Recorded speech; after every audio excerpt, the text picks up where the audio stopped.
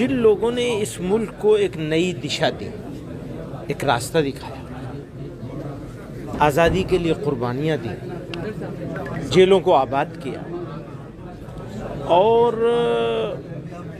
ایک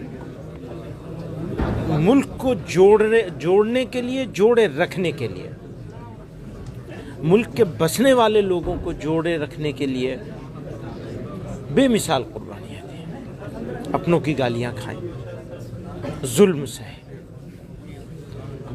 اب ان کو یاد کرنا، ان کی تاریخ کو مرتب کرنا ہے، ان کے واقعات کو، ان کی فکر کو، ان کے آئیڈیالوجی کو نئی نسلوں تک پہنچانا، یہ ہماری ذمہ داری ہے۔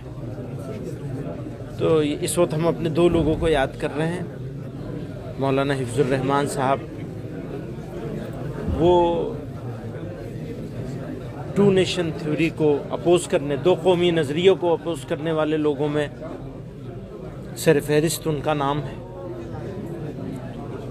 اور آزادی کے لیے جیل جانے والوں میں ان کا نام ہے۔ پھر آزادی کے بعد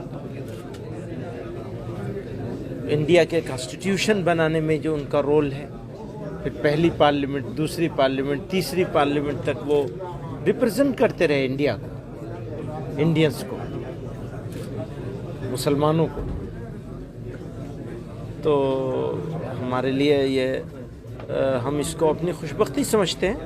ٹھیک ہے جب حضرت چونکہ مدارس سے جڑے ہوئے تمام لوگ بھی یہاں پر آئے ہوئے ہیں، ایک یو پی حکومت نے کل ایک فیصلہ، یا یو پی جو مدرسہ بورڈ ان کی طرف سے آیا ہے، جو مدرسہ بورڈ کے جو مدرسے ہیں ان کی چھٹی اب اتوار کے روز ہوا کرے گی، تو اس کو کیسے آپ دیکھ رہے ہیں؟ دیکھیے، یہ موقع نہیں ہے مدرسوں کے بارے میں بات کرنے کا۔